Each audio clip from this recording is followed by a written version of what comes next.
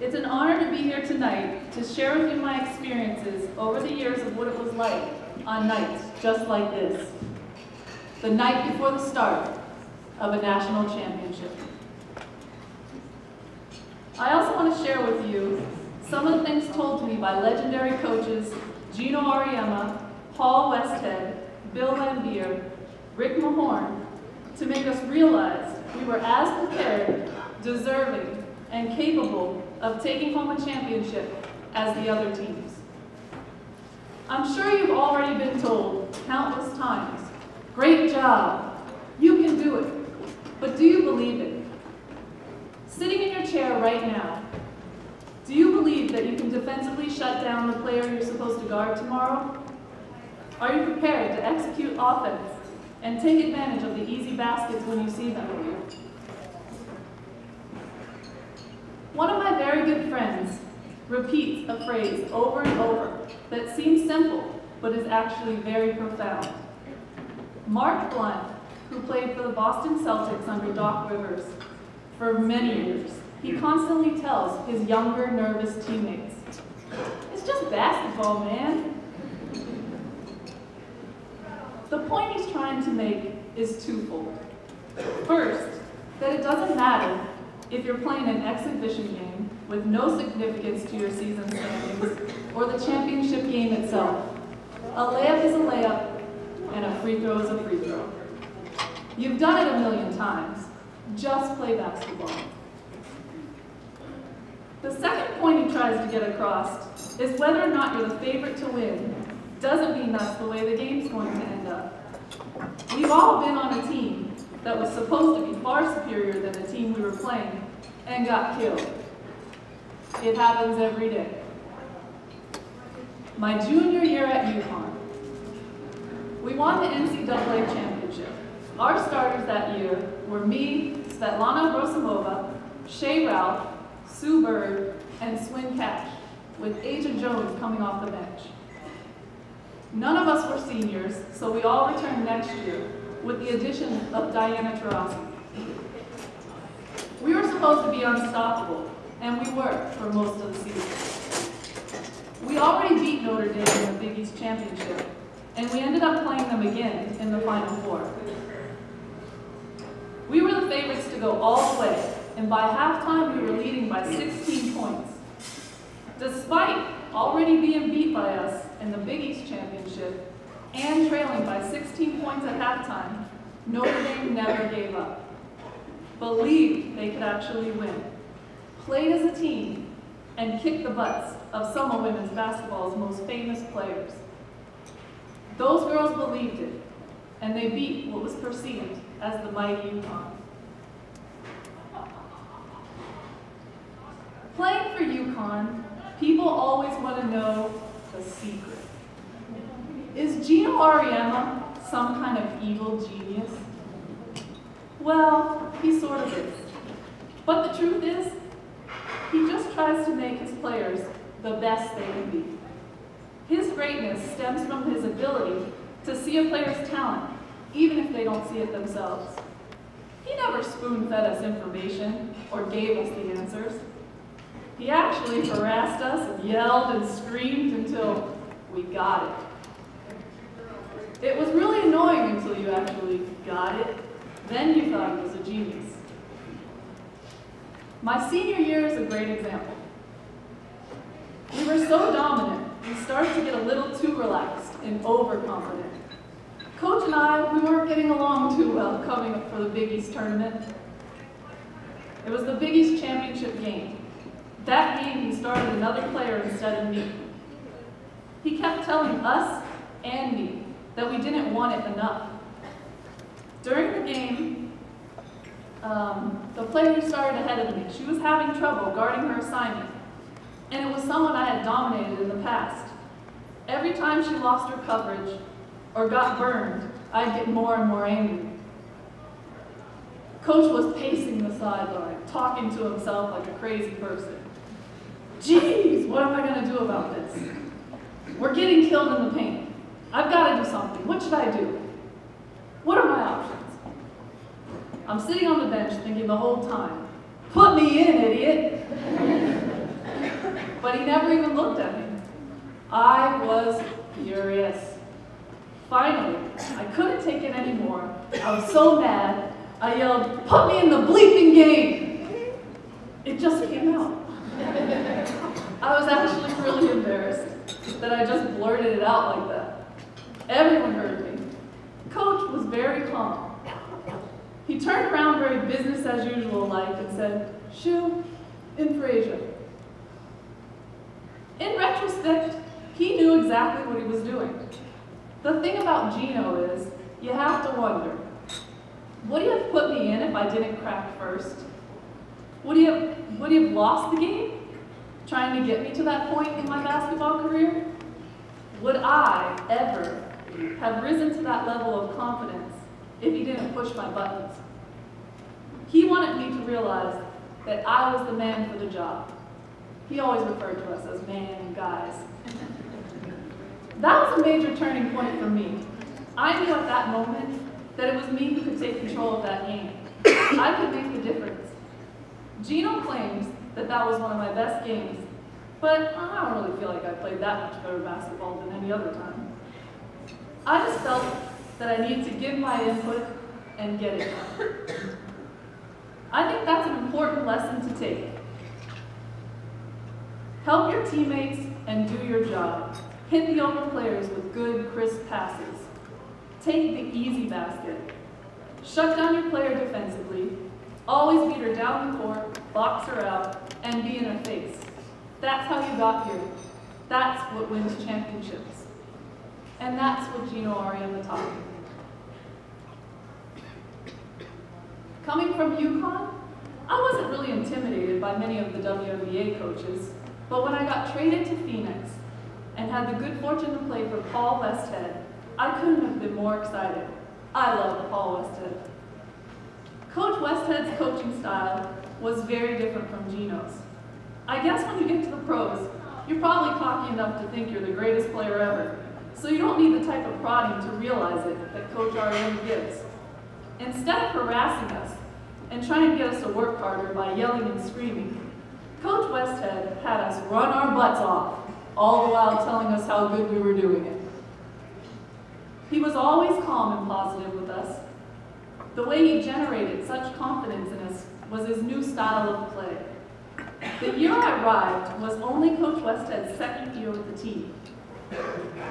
He taught us his now famous run and gun style of play, which was still fairly new to the players that were on the team last year, and was starting from scratch for the rest of us. So everyone from the seasoned veterans to the newest rookies were standing on equal ground. It forced us all to quickly bond into a cohesive unit. It gave us all a common goal. When things started to click and we were beginning to win some big games, it gave us a boost of confidence, and we started to think we could go all the way. At the beginning of the season, I don't think anyone really thought we were going to win the championship that year, but we bonded together and we won it all. Coach Westhead found a way to get us to really work together as a team, where everyone had a contribution towards our results.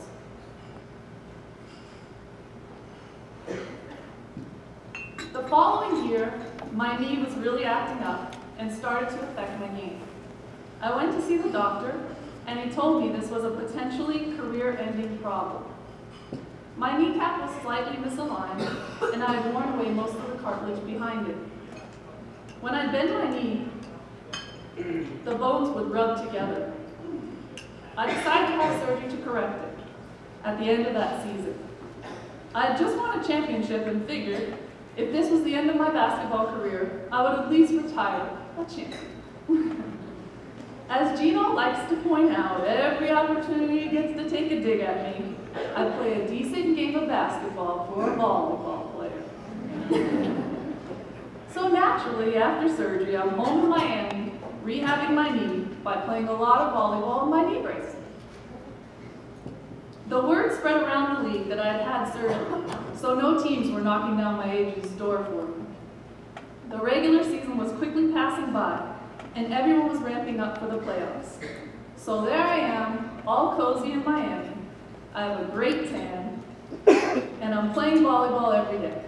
How much much better can it get? One afternoon, after a hard day at the beach, I'm on Ocean Drive. The sun is setting, it's 80 degrees. I'm having a frozen margarita with my new boyfriend, now my husband. And completely out of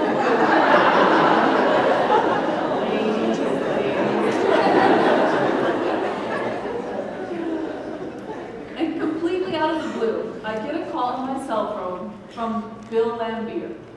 Bill Lambier? I hate Bill Lambier and the Detroit Shock. Everyone hates Detroit. He gets right to the point and says he needs me to come up to Detroit for the playoffs. I tell him he's crazy. I haven't even finished my rehab. I'm not in basketball shape. My knee's about 10% of what it should be. I haven't played one game in the regular season, and you want me to come up to Detroit and jump right into the playoffs? He acts like I'm a moron and very sarcastically says, yeah. He's always been a bit of a smartass. Bill Lambier and Rick Mahorn are both NBA legends and excellent coaches. They build their roster by combining players with complementary strengths to create a championship team. Once they have all the pieces together, they plug in the offense and the defense and they let the team evolve into a finely tuned machine. Practice, short and sweet, all business. They don't yell or aggressively motivate. If you make a mistake, they simply point it out.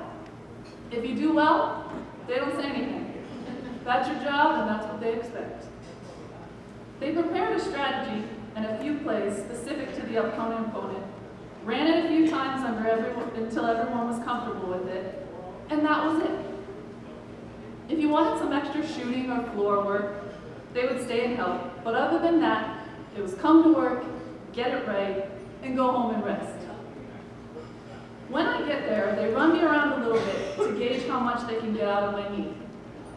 And they have the trainer run some tests to see how far they can safely push me. During the playoffs, they put me in some games, but only for about 10 minutes at a time. At practice, Rick keeps drilling me on the Sigma, which is known as the reverse pivot or face-up in the post.